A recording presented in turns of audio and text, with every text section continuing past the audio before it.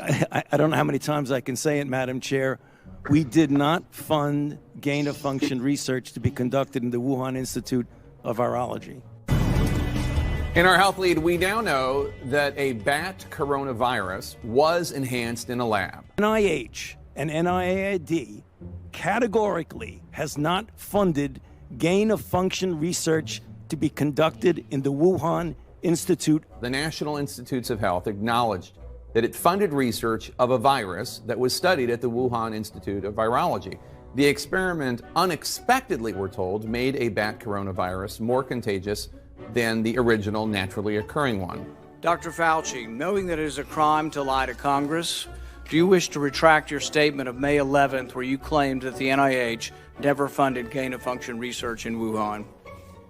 Senator Paul, I have never lied before the Congress, and I do not retract that statement. A new letter raising questions about experiments in a Wuhan lab. Let me finish. You take an animal virus and you increase its transmissibility to humans, right. You're saying that's not gain of function? Yeah, that is correct. And Senator Paul, you do not know what you are talking about, quite frankly. And I want to say that officially. You do not know what you are talking about.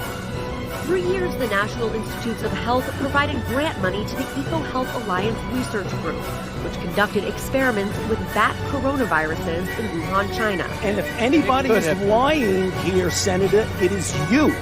That's where you are getting. Let me finish. We don't know. Well, wait a minute. It did come from the lab, but all the evidence is pointing that it came from the lab, and there will be responsibility for those who funded the lab, including yourself. National Institute of Health admitted this week that it funded controversial gain-of-function research using coronaviruses at a lab in China at the epicenter of the pandemic, contradicting claims from Dr. Anthony Fauci that American tax dollars never paid for that kind of research. I have not lied before Congress. I have never lied. Certainly not before Congress. Case closed.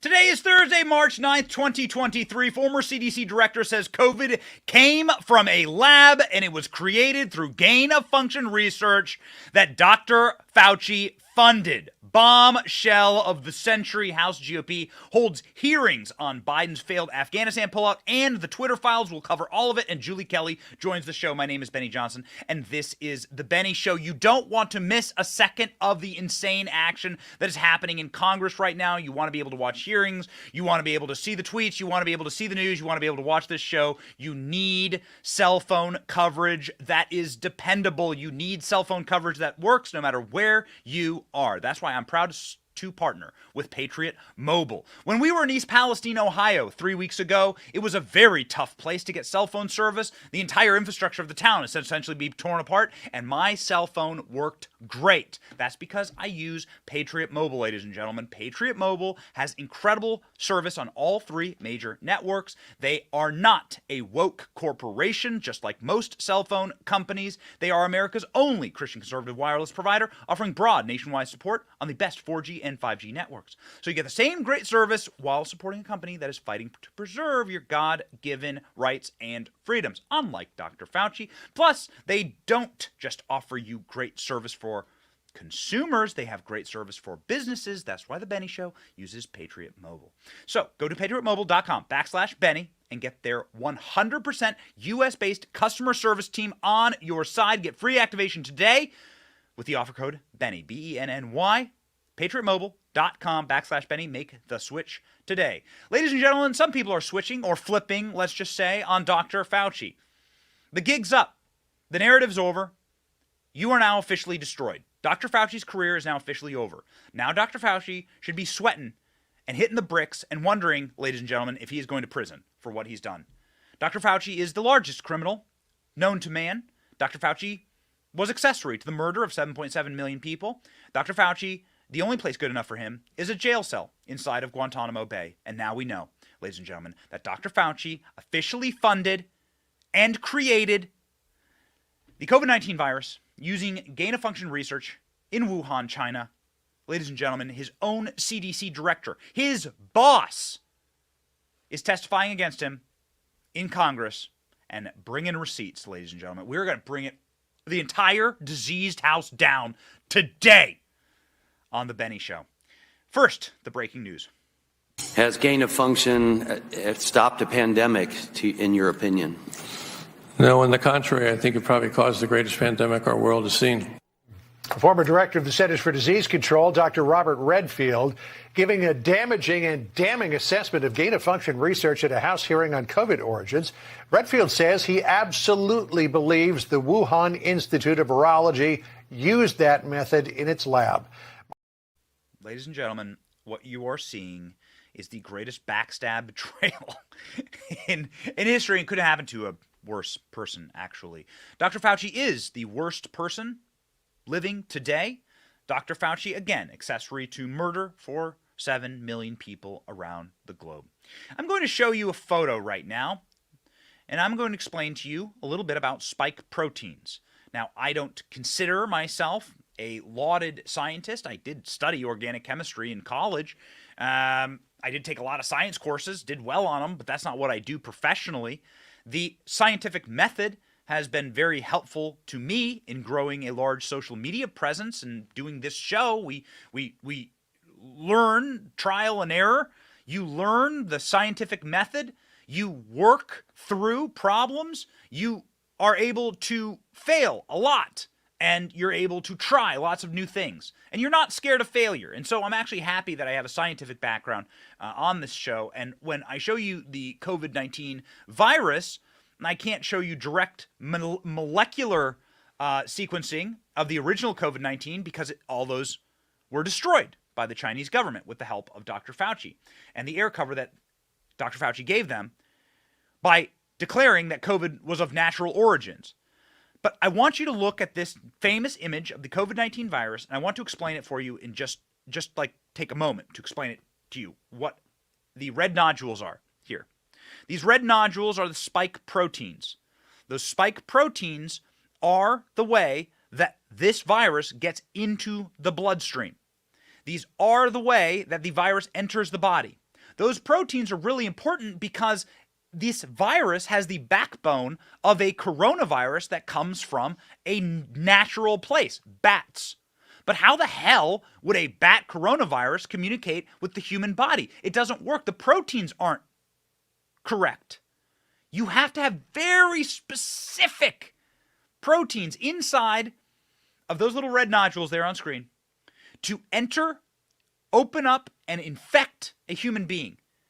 This is why the world, which is filled with bugs and viruses and things that can make you really sick, you don't get that sick.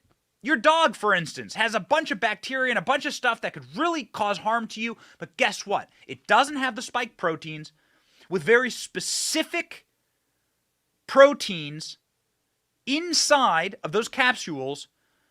You're talking like you have to have 1 out of a billion in order to open that virus up and to make it communicate with human beings. This is how we know that COVID-19 was manufactured, was created inside of a lab. Because this bat coronavirus has the very specific human proteins that had to be added, could not possibly be made in nature, could not have possibly come from a natural origin based on its molecular build. These things were added, and they were added by Dr. Fauci through gain-of-function research. Now, we know, for instance, that Dr. Fauci funded gain-of-function research. We can show you the Intercept article here. This goes through and details the millions of dollars that Dr. Fauci poured into Chinese virologists and Chinese military operations, which is what this Wuhan Institute of Virology is, a military operation in China, in case you're wondering if Dr. Fauci does deserve a traitor's trial. Dr. Fauci poured millions of dollars into teaching them how to do gain-of-function research. He coordinated with them into how to make these viruses deadly. More evidence, ladies and gentlemen.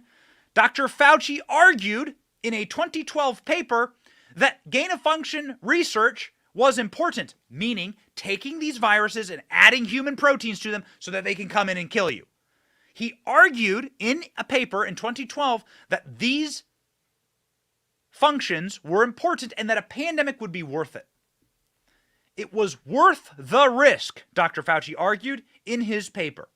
Dr. Fauci loved gain-of-function research. Dr. Fauci had to be shut down by Barack Obama to not do gain-of-function research. Can you believe that? Barack Obama had to end gain-of-function research because Dr. Fauci's cravenly hissing and going after the cheese. Barack Obama had to shut the guy down and end gain-of-function research.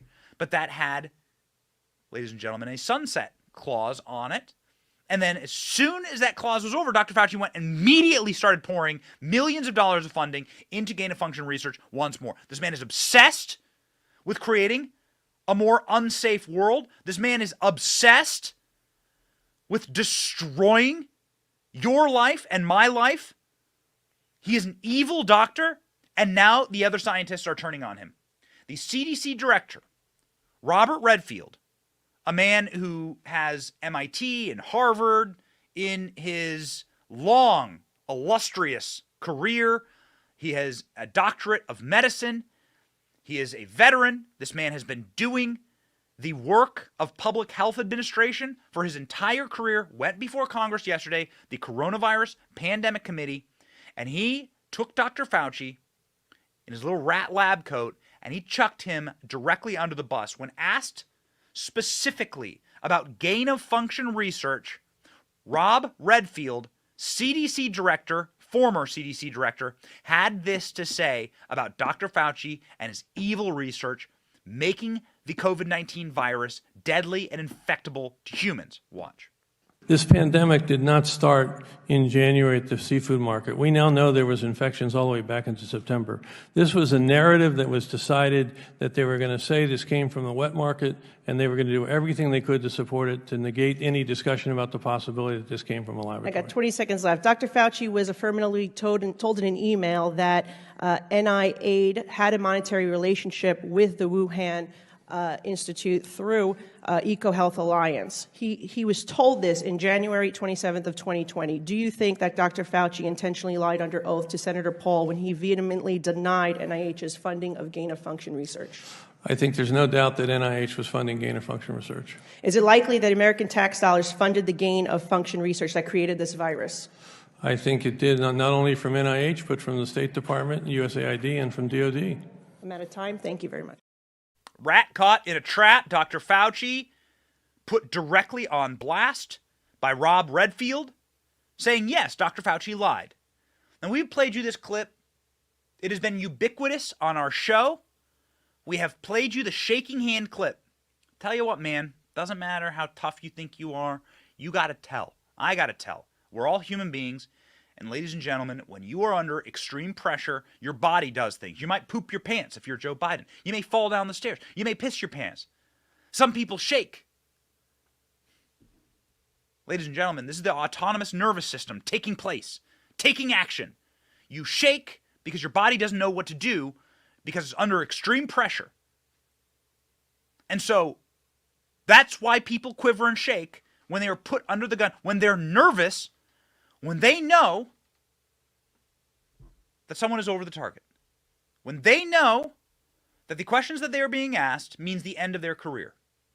This is what happened when a real doctor, Dr. Rand Paul, asked Dr. Fauci about his gain-of-function research. The man has done 100,000 hours on your television screen of interviews, and you've never once seen him shake. Watch him shake now. I want everyone to understand that if you look at those viruses, and that's judged by qualified virologists and evolutionary biologists, those viruses are molecularly impossible to result in SARS-CoV-2. Cause the pandemic. We're saying they are gain-of-function viruses because they were animal viruses that became more transmissible in human, and you funded it. And you admit the truth. And you implying, Senator Paul, your time has expired, and I will allow witnesses who come. You ever seen him? You ever seen that from Dr. Fauci? You ever seen it? You don't know why he's shaking, and now we finally see the full picture. Of course you knew that COVID was created in a Chinese lab. Of course you, the viewer, and let me see some Fauci for prisons in the comment section. I want to see Fauci for prison up in the comment section. If you're in the Salty Army or if you're in the Betty Brigade, shout out Fauci for prison. That's the end goal here. Because this man is the greatest criminal of our time. This man is the greatest mass murderer of our time. This is where Dr. Fauci belongs. And you know what? His colleagues think so too. Rob Redfield was asked by the great MTG yesterday about Dr. Fauci and about his funding of gain-of-function research and the creation of the COVID virus. This is, without question, the most brutal curb stomping I've ever seen of a member of the medical establishment to another member of the government medical establishment. My jaw was on the floor. We tweeted this, and it got like 7 million views. Here is the clip yesterday of Rob Redfield, CDC director, former, saying Dr. Fauci also belongs in prison. He's a criminal. Watch. Dr. Redfield, did you agree, in your opinion, with Dr. Anderson's assessment at the time that this virus did look engineered? I was concerned because of the presence of the furin cleavage site that we've talked about. And I think it's important to understand what that cleavage site does. That cleavage site totally changes the orientation of the binding domain of COVID. So it now, which could not see the ACE2 receptor, which is the human receptor, it totally changes the orientation now so it has high affinity for a human receptor. So that furin cleavage site bothered me. It didn't seem that it belonged there. And then when you look at the sequences that it used, and it's beyond the committee, but I know many of you have looked into it, the sequences that they used in those 12 nucleotides for arginine were the arginine sequences, nucleotide triplet, that coded for the human arginine. So why did this virus have the arginine sequences for human there, not bat? It was very disconcerting to me. It looked like this virus was engineered. Was this, what you're observing and speaking of, is this something that would be in line with gain-of-function research and the capabilities it would provide to the virus? Yeah. I mean, basically, this lab published in 2014 that they accomplished in this, allowing the coronaviruses that they were working with in the lab to bind to the ACE2 receptor in humanized mice. And the only way they did that was by reorienting the binding domain. Human arginine was found in COVID. What the hell is that about? You heard the doctor there say it. They use the backbone of a bat coronavirus. The reason why is because coronaviruses exist inside of bats naturally. Bats don't get sick. We don't know why, but bats are just natural wells of coronavirus. So they go up into these high caves where these horseshoe bats, that's the specific breed of the bat, they go up in these high caves, they grab those horseshoe bats out of these caves. They live way up in these caves in southeastern China, far away from human beings. They grab those bats down. They yank them back to Wuhan. They open those bats up. They rip out the naturally occurring coronaviruses inside of those bats. And then they add human arginine, human proteins, onto the bat coronavirus. And that's how you get COVID, right there on your screen. That's what those red dots are. Now you're educated. Now you know. That's what Dr. Fauci funded. That's what Dr. Fauci did. And the reason why was because those little red dots on the COVID, that allows it to infect your body and make you sick and maybe kill you. Do you now know that Dr. Fauci is the biggest criminal of all time? A lot of people know. They saw that clip on Twitter.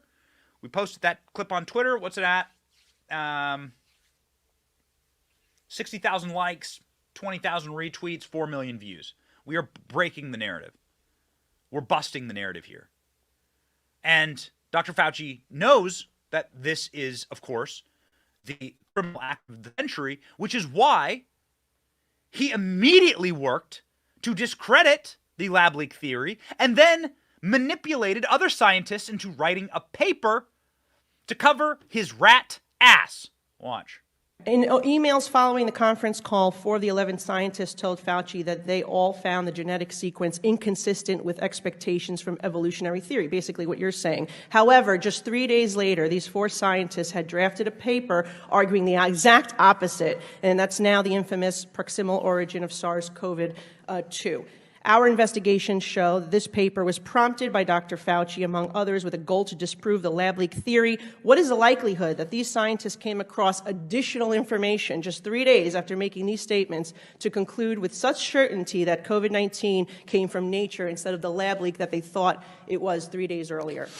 Yeah, I think it's unfortunate. Again, I've said this before, that this whole approach that was taken on February 1st, and subsequently in the month of February, if you really want to be truthful, it's antithetical to science.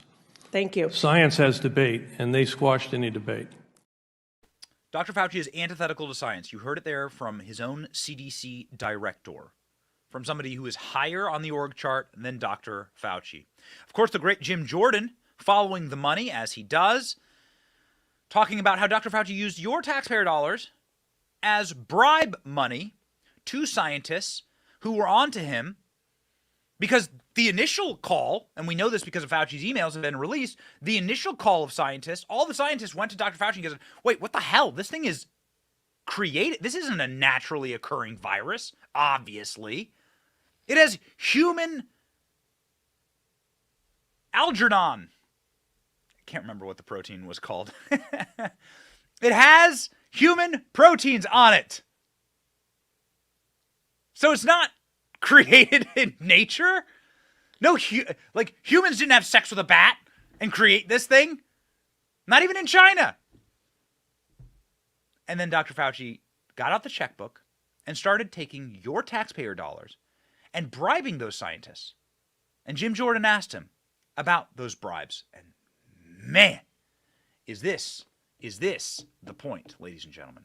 Dr. Fauci using your taxpayer dollars in order to cover his own ass because he created a mutant virus that infected the world. Go. You have to ask if there were other kinds of influence available. Now, it is true that Dr. Fauci and Dr. Farry in London were very powerful research officials, and between them they controlled... I read your testimony. I saw that. Yeah. So why don't you cut to the chase and tell them what you really think was the reason? I don't know what the reason was. I know what it was. Go ahead. Go ahead. I'll let you say it because I read your testimony. I think you said it in your testimony too. Maybe you're reluctant to say it here, but go ahead. Well, if you're looking at the timeline, on May 21st, just a few weeks after the Nature Medicine article had come out, two of the signatories of the original email to Dr. Fauci, that's Dr. Anderson and Dr. Gary, were awarded a $9 million grant for the... So there's 9 million reasons why they changed their mind. I knew you'd get to it. I read that last night. 3 months after... So 3 days after they say it came from a lab, they changed their position, and the only intervening event's a conference call with Dr. Fauci and Dr. Collins. Again, a call that Mr. Redfield was not allowed to be on, the head of CDC and on the coronavirus task force. And then 3 months later, shazam, they get $9 million from Dr. Fauci. Well, isn't that something? Isn't that something? That's why we want to talk to these guys. That's why Chairman Winstrup wants to bring in Dr. Anderson and Dr. Gary and ask them a series of questions so we can get to the bottom of this.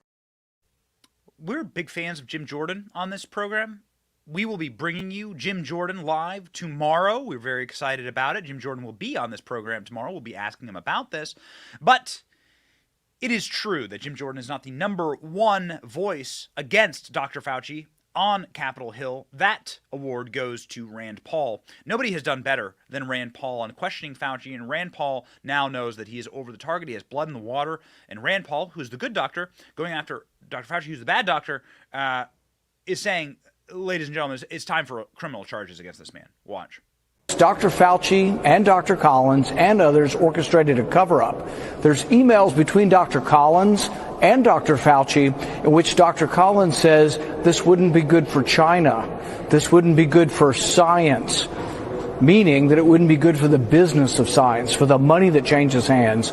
There's so much going on here, and when the American public finally find out, I mean, there's going to be such dissatisfaction in this country like you can't believe. For example, we know that the NIH gave money to American universities who then gave it to military researchers. These are researchers with the title of general and colonel in the People's Liberation Army. Our universities gave NIH money to them to do military research. This is a real problem. When the truth gets out there, when this is finally declassified, it's going to be explosive. What has Rand Paul seen that we have yet to see? And we thought that yesterday was explosive. It melted our faces off. I mean, we were talking multi-millions of views on content against Fauci yesterday. What has Rand Paul seen that we haven't seen? He says when the American public see this declassified, it's going to be explosive. It's going to change everything. Well, we're here for it. we are here for it. And if there's ever a moment where we could bring you a John Kennedy quote, we will. John Kennedy has been very, very good spanking Dr. Fauci like the bad little boy that he is. And John Kennedy, just our favorite senator from Louisiana, had this wise Southern wisdom to say about the silver-tongued snake, Dr. Fauci. Well, sunlight is an extraordinarily effective antiseptic. Look, I know Dr. Fauci. He's a smart man. He has a silver tongue. He enjoys doing media interviews. But his behavior and lack of candor during the epidemic has undermined almost immeasurably the institution of science and public health. And no one knows who to believe anymore. And I think it's incumbent on Dr. Fauci and his colleagues who participated with him to go in front of the American people and tell them the truth and tell them why they said what they said in light of the evidence that they had that they did not share with the American people. And that's not a political statement. That's a fact. People need to believe in science. People need to believe in public health.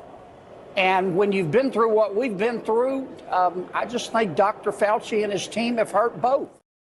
So what does Dr. Fauci inspire? He inspires both sides to come together. I am not of the opinion that Elon Musk is a MAGA Republican. I really don't think that.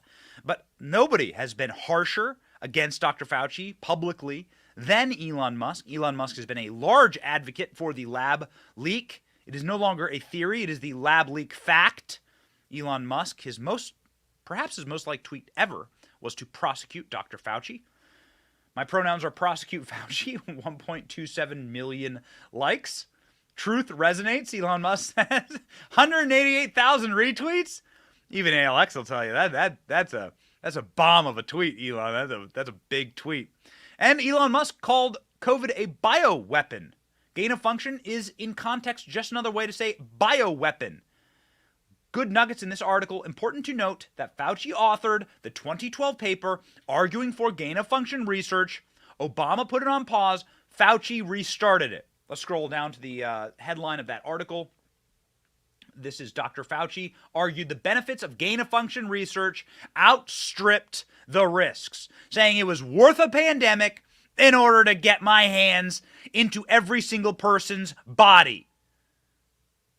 And then what happened? Vaccine mandates.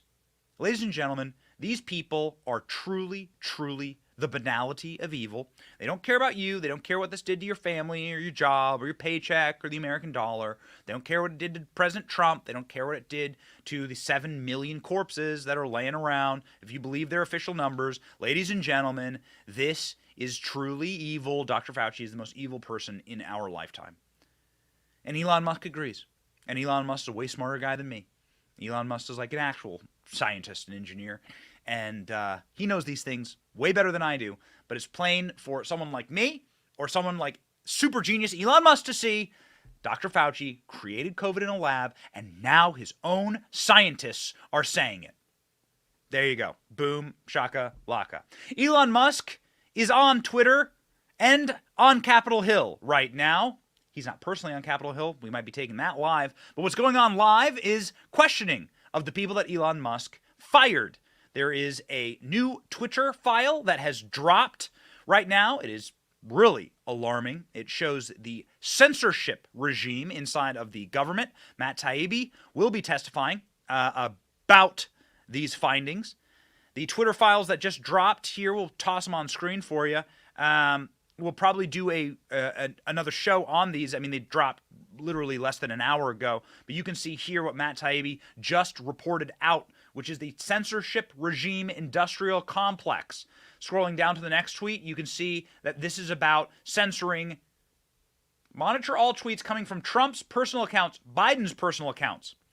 When Twitter files reporter were given access to the internal documents last year, we first focused on the company, which at time acted like a power above the government. That's right.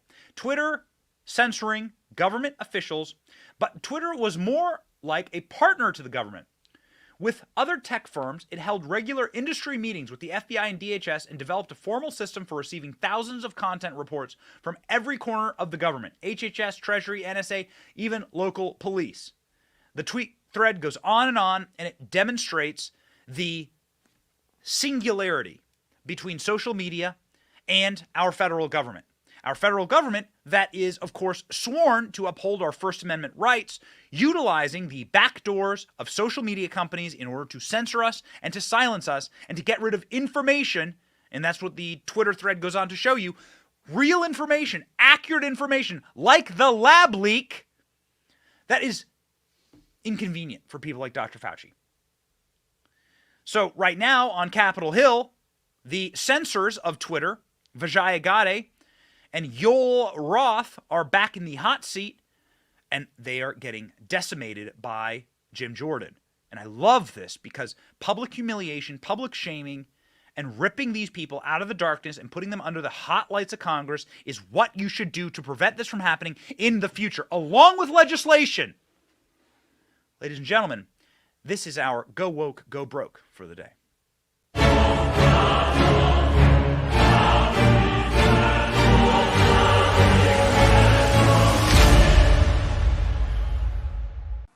In September of 2020, a government-funded think tank gets involved. They do a tabletop exercise. The participants include the New York Times, the Washington Post, and other mainstream media outlets. Facebook is there. Mr. Roth of Twitter is there. The organizer was the former CEO of NPR and the former head of news at Twitter. The mock exercise is hosted by the Aspen Institute. The Aspen Institute, which, by the way, in 2020, their budget was $9.3 million. $5 million from the State Department, $4 million from USAID, almost all their budget. Guess the title. Guess the title of this exercise. The Aspen Digital Hack and Dump Working Group. And guess who the subject was? Guess who the subject was? Hunter Biden. That's amazing. Jim Jordan is being a bulldog against Twitter and is getting, I think, some real results here. We'll see if it turns into legislation. That's how you would actually create real results. Otherwise, it's all just pantomime. And I've been told, of course, by ALX the Great, ALX the Lord, that the clip I saw was old of Yoel Roth. It's actually Matt Taibbi and Michael Schellenberger who are testifying before Congress right now. So, ladies and gentlemen, there has been a apoplectic meltdown. Democrats have no power in the House, and so all they can do is be pantomime, clownish figures. And there has been a meltdown by Del Stacey Plaskett. She's a Democrat. She's somehow the ranking member here on this committee, and she, completely lost it because they want to protect government censorship. I mean, that's why. The goal is to kick you offline in this show and everyone else. And so the best they can do is send out the drama queen alert. Watch the meltdown. These people are pathetic. Mr. Chairman, I'm not exaggerating when I say that you have called before you two witnesses who pose a direct threat to people who oppose them.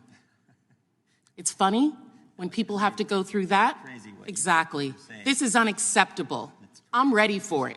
I don't know if a lot of other people are. But just as it was unacceptable for Kevin McCarthy to provide 41,000 hours of sensitive security footage to a biased talking head in an effort to rewrite what happened on January 6th.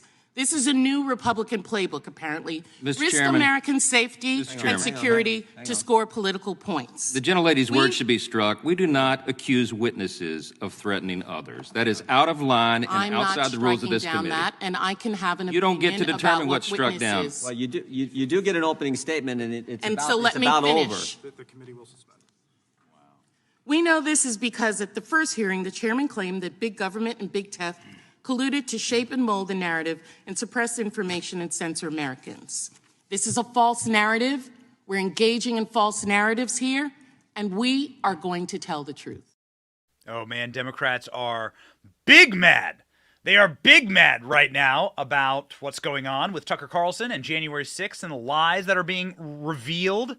Ladies and gentlemen, they are big mad and they are furious because they are the ones that have been propagating the lies about January 6th. It has been utterly decimated. The diseased temple that they built around lie after lie after lie in these narratives have been completely and totally obliterated this week by Tucker Carlson. Whoopi Goldberg is having an absolute meltdown, saying that Fox News should be investigated by the Department of Justice for recruiting domestic terrorists. Ooh, man, this is great. I love it. So the same people that watched the real insurrection in May 2020, when Antifa and BLM attacked the White House and injured 120 cops and Secret Service agents, the same people who cheered that on as they burned churches, tore down statues, wrecked our nation's capital, those same goblins are now saying that Fox News is creating domestic terrorists. Whew, man. It is some nuclear cringe, and this is our nuclear cringe clip of the day. Whoopi Goldberg, take it away.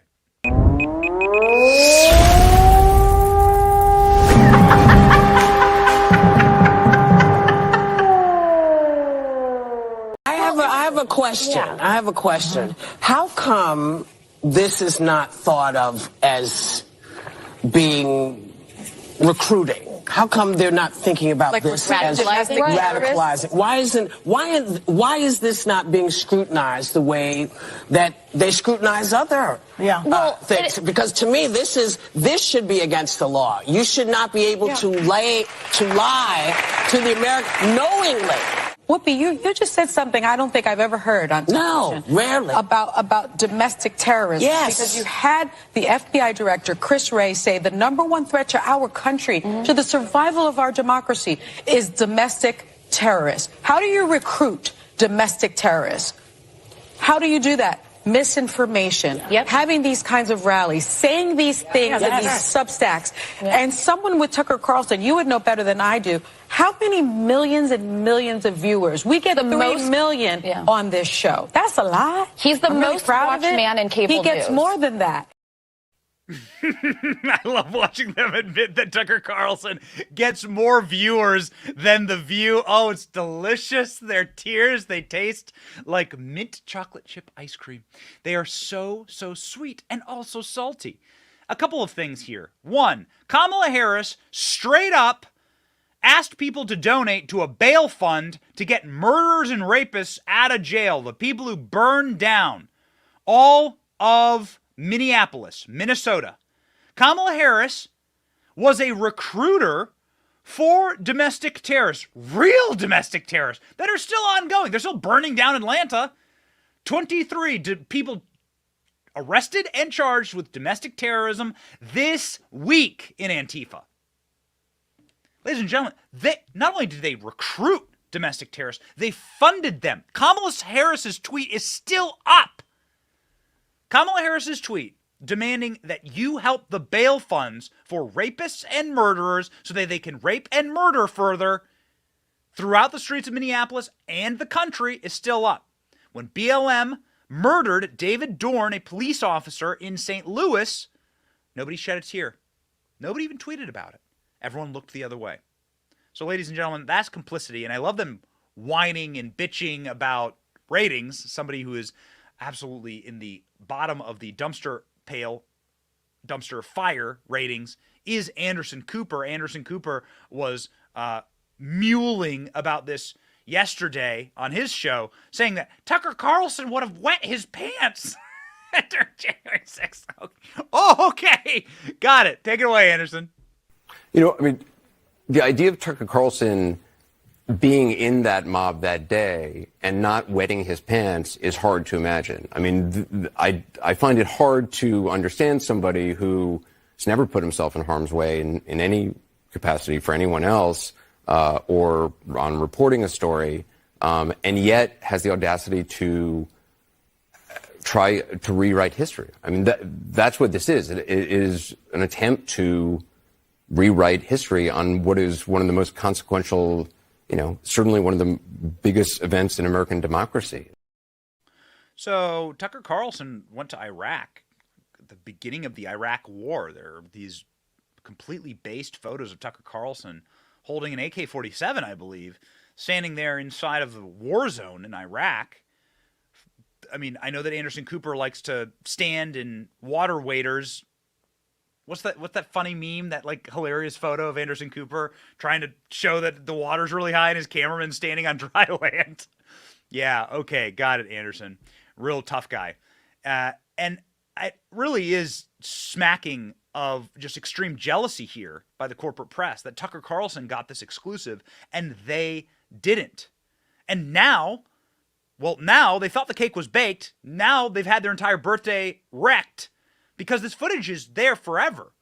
And it's been memed, and it's now part of the zeitgeist, and their narrative has just utterly collapsed. So thoroughly has the narrative collapsed that Chuck Schumer got trolled by Elon Musk with a meme of January 6th peaceful protesters wandering peacefully through the Capitol. We'll show you the tweet right here.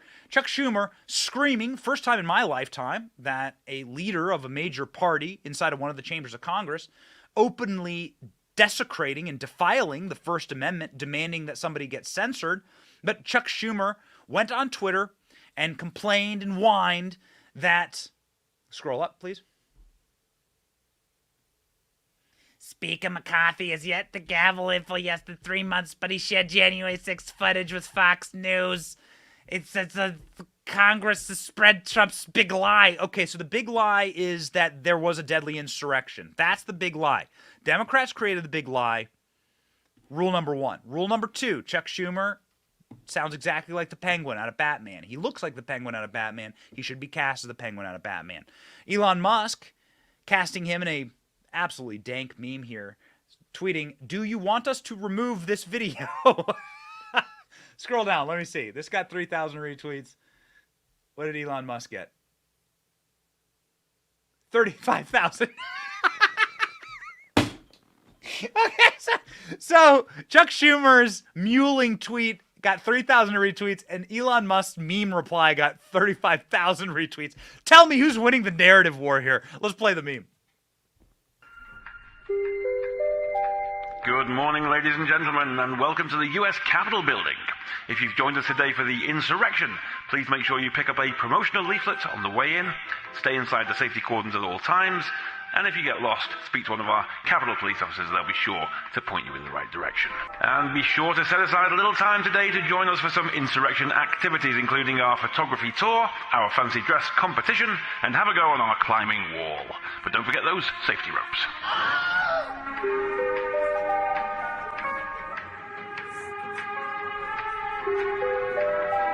And I've now received the results of our fancy dress competition. The winner today is Jacob Chansley. That's Mr. Jacob Chansley. If you could report to your nearest Capitol police officer, they'll be sure to give you your prize, a guided tour of the building.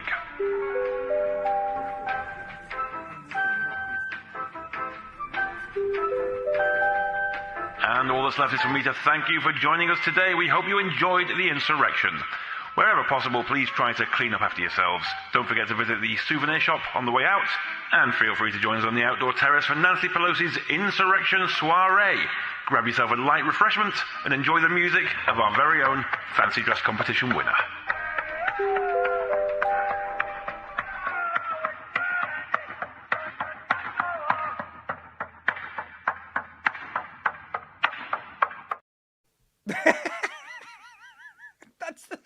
That's the tweet that ratioed Chuck Schumer via Elon Musk and Steven Voiceover, who's a spectacular meme maker, and you should follow him. This is what fake news looks like here with Anderson Cooper. This is the image I'm talking about. This is fake news, ladies and gentlemen. Real news is our guest today, the great Julie Kelly from American Greatness.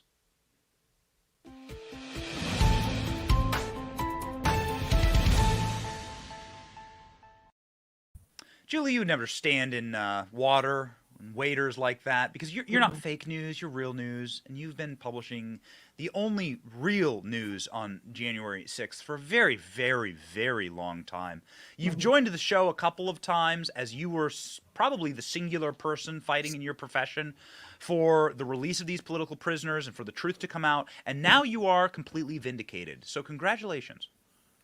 Well, thank you, Benny. Thanks for having me on, and thanks for helping to cover my work and get it to your audience over the past 2 years. Look, I appreciate the compliment, but I'm really more gratified on behalf of the January 6th defendants, near 1,000 now and counting, by the way, whose lives have been destroyed by this lie, by the cover up, by the January 6th Select Committee, by what this Department of Justice is doing to these people. Jacob Chansley, I covered his story since the spring of 2021.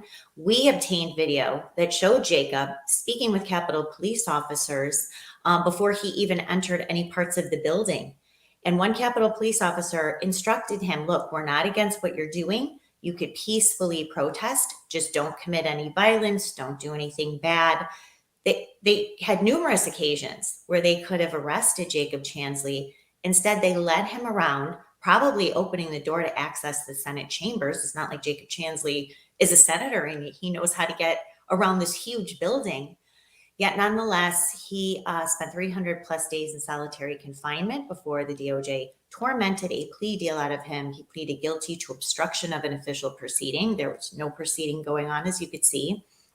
And he was sentenced to 41 months in prison. So that is just the sad story, the sad backstory of what happened to this innocent man.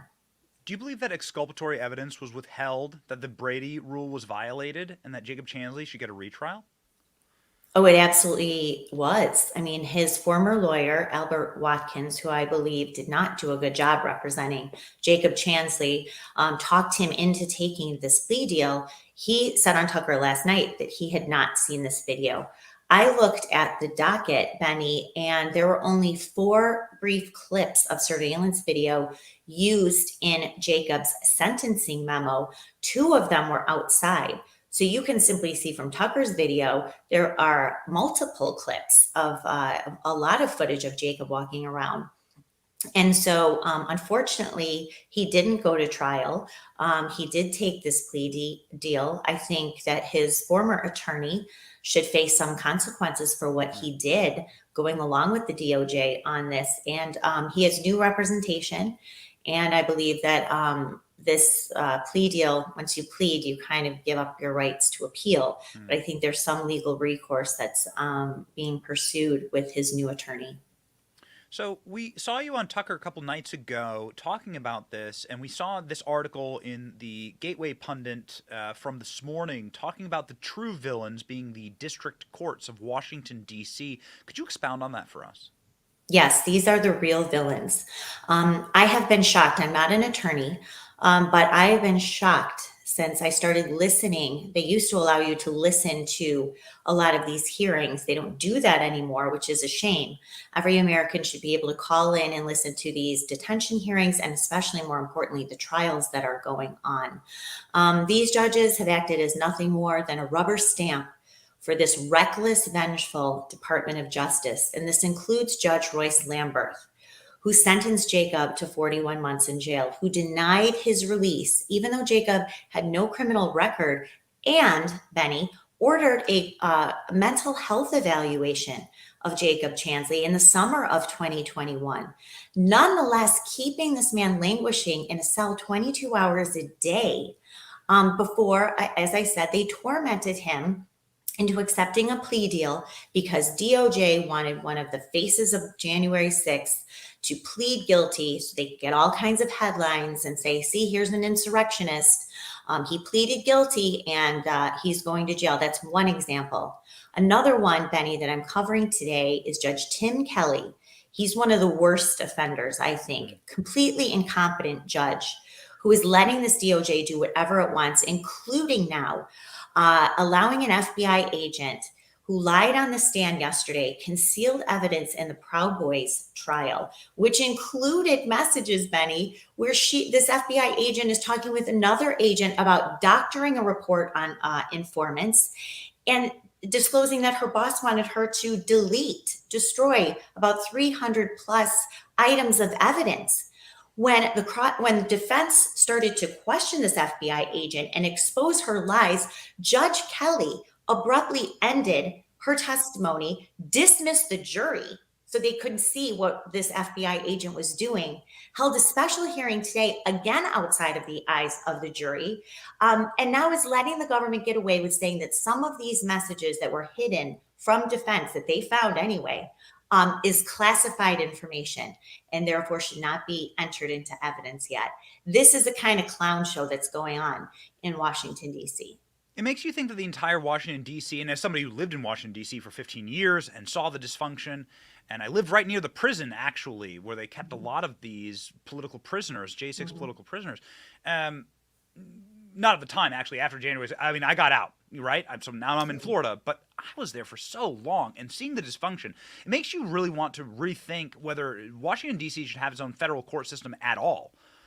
Whether there should be federal courts in Washington, D.C., or whether there should be some major action taken to sort of uproot this cancer that is clearly not constitutional, because Washington, D.C. was never meant to have its own government and was never intended to be its own state.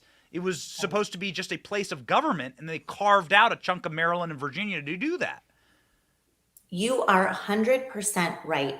Not only should DC not have its own criminal federal court system, it should not have a DC U.S. Attorney's Office. This is arguably the most powerful U.S. Attorney's Office in the country. And the only thing that this DC U.S. Attorney's Office has been doing for the past 2 years is using its unchecked, unaccountable authority against Donald Trump, his former advisors, his family, and now his voters. This is a Biden campaign advisor named Matthew Graves, who was appointed by Joe Biden, almost unanimously confirmed by the Senate, if you can believe it. And he's doing nothing more than using his authority, legal authority, to punish Trump supporters. We also should not have a Washington FBI field office. We know from whistleblowers and Russiagate and everything else that's been going on there that that office is hopelessly, irredeemably corrupt. That should be shut down as well. But to the larger point, Benny, what's most, and this does go back to the judges, every judge has denied every single change of venue motion in these cases. None of these trials should be happening in Washington, D.C., especially high-profile cases like the Proud Boys that's going on right now. You had a huge conflict, not just in the most Democrat city in the country, but as the January 6th Select Committee was conducting their nationwide televised performances, that really the only people who cared about this issue were the people in Washington, D.C. Yeah. You had those televised performances going on, Benny, at the same time that jury selection was going on for these high-profile trials, and members of the January 6th Committee mentioning by name people who are on trial for their life. You have Congress's imprimatur already designating their guilt by their committee hearings and their report. This is so rigged. This is not anything that should be happening in America. And as people have said, if this were happening in another country, our State Department and the UN and all the civil rights and human rights organizations would be condemning it left and right. We've heard nothing about that, not a peep. You're right. I mean, it is it's by design. And so DC is just simply a super state and a proxy of a government above our government in order to get them an extra vote, an extra court, an extra system in order to torture the American people. And now they're using this as a torture chamber. Final question for you, Julie, since you have been I cannot encourage you enough to go follow Julie Kelly and follow her work. She has been the only person who's been speaking truth on this issue from the get. What surprised or shocked you about Tucker's reporting this week? What might we still find out? What questions were left for you? For us, we wanted to hear more about perhaps FBI informants inside of the audience. We didn't get much information on that. Can you detail for us, were you surprised at Tucker's reporting? What do you think are the questions that remain unanswered? I was surprised, especially the Jacob Chansley, but also the video of Brian Sicknick, the officer that everyone continues to claim died as a result of January 6th, including the Attorney General, who said that this week, and the White House press secretary. It's a total lie. So seeing him walk around the inside of the building, looking healthy, of course, he suffered a stroke later that night caused by blood clots near his brain. sadly dying at the age of 42. So that surprised me too. I am hoping in the future to see more evidence, video of suspected agitators, undercover or informants. We know for a fact that FBI informants were involved because we know this is coming out in trials. We know that there were multiple FBI informants run into the groups like the Proud Boys and Oath Keepers months before January 6th. Christopher Wray, the FBI, will not answer questions as to FBI informants and their role. He stymies every single question about that, but the American people deserve to know. Now, I know that Tucker said that they had questions about individuals who were opening doors, who were kind of luring people inside and outside the building, but because they couldn't identify those people, they decided, probably wisely at this juncture, not to air that footage. But I am hoping that more media outlets will get access to it. I would like to see it. But more importantly, at this stage, the defendants and their defense attorneys have a right to see all of the video that has been withheld from them, exculpatory evidence that has been withheld from them by this government and by House Democrats now for 2 years. Yeah. From your mouth to God's ears. This is just... my take on this is we're adults. Like, clearly hooliganism was happening, and if you punch a cop, you should go to jail. If you're Antifa or if you're wearing a red hat, it doesn't matter to me. Like, don't punch a cop. Like, that seems pretty obvious and germane to a civil society. But the narratives have been so set against these people as all rioters, and as I don't know if you saw the Elon Musk meme, but it's like, it wasn't that. And now that the narrative is collapsing, they're going to work really, really hard to try and save it. It's very pathetic. And we thank you for being the the breaching hammer to smash through that door. Well, we thank you very much, Julie Kelly. Thanks, Benny. And Godspeed. You too. Thanks. All right.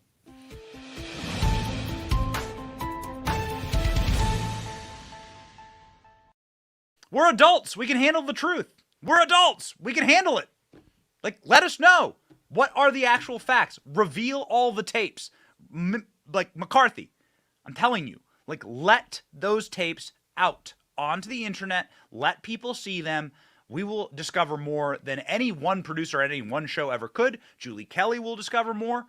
We can handle it. Release all of the tapes. Ladies and gentlemen. Release them all. Joe Biden hasn't been releasing all of his tapes or all of his information. Now more boxes of classified information have been found at Joe Biden's house. 9 more boxes of documents have been taken from the Boston office. You know, Boston office? 9 boxes of documents were taken from President Biden's attorney Patrick Moore's Boston office, have yet been reviewed by the National Archives. Yikes. Okay. The National Archives had previously not publicly disclosed the number of boxes taken. So apparently Joe Biden's attorney is hoovering up classified documents as well. What a disaster. Here's the news. Fox News alert. We are learning that 4 more boxes of documents were seized. 9 more boxes of documents received from the office of Joe Biden's attorney up in Boston. According to the librarians who took the boxes, these boxes actually came from the Penn Biden Center. They were moved across state lines to Massachusetts before the search last November, the search that they kept secret until after the election. And now they're being held in a secure area at the JFK Presidential Library in Boston. We're told no one's opened the boxes yet, but all 9 of the boxes moved from the Penn Biden Center before the search and have now been found. Very curious, very strange. Also very curious and strange, Mitch McConnell has fallen. Mitch McConnell hospitalized after fall during private dinner in D.C. Senate Minority Leader McConnell hospitalized after he fell Wednesday night. McConnell was attending a private dinner at a hotel. His spokesman confirmed he's 81 years old. He was taken to the hospital after he fell. His injuries are unknown at the time. Interesting little point here is that the fall for Mitch McConnell took place at the old Trump Hotel. So definitely Donald Trump has been a a tripping stone for Mitch McConnell. That is for certain. Also, very, very fascinating reporting this morning in the Federalist about Mitch McConnell and his family's deep and abiding ties to China. That's probably going to be worth a show sometime down the road. We think that's very, very important. You can't accuse Joe Biden of enriching himself off of China when our own leader in the Senate is doing the exact same thing. It's worth scrutiny on both sides. And we're going to be intellectually consistent on this show and honest. Being intellectually honest, I guess, is something that Eric Adams is doing in New York. Democrat Eric Adams raps Kamala Harris over migrant crisis. She has too much on her plate. Oh my. The dumpster is on fire inside of the Dem dumpster fire in what is going to be our ongoing segment called Democrat Dumpster Fire.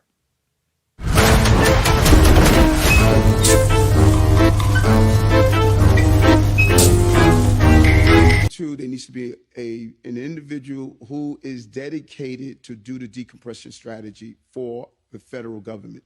Someone should be at these entry points, El Paso, Brownsville, Texas, and others, to organize a real decompression strategy across the entire country. One person we should be looking at.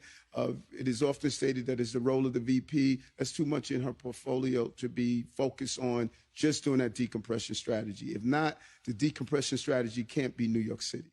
So New York is spending multi-millions on illegal criminal migrants because, of course, they have to house them because they're a sanctuary city.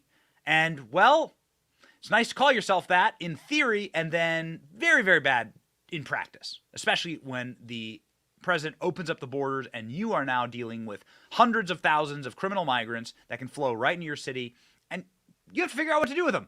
And Eric Adams is freaking out. Eric Adams appeared to lash out at President Kamala Harris over the city's $4.2 billion migrant crisis, marking the first time that he's explicitly faulted President Biden's controversial border czar. Yikes. So things are not looking good in the Big Apple. We love it, though. We're big fans of this. These chickens were always going to come home to roost. You can't just let 5 million new people into the country. Where do you think they're going to go? They're typically not going to go to like the farmland area. They're going to go to big cities. And it's these big Democrat cities that are going to bear the brunt of the cost and the expense of these criminal migrants who, again, should not be here because they came here illegally and they broke our laws. That's their first act. So we love it. Fight. Fight. That's one of our ongoing series. We're going to call it Dem Dumpster Fire. I am loving these series. I'm loving the intro stingers to bring in these series each show. We're going to play Dem Dumpster Fire one more time just because I love it so much.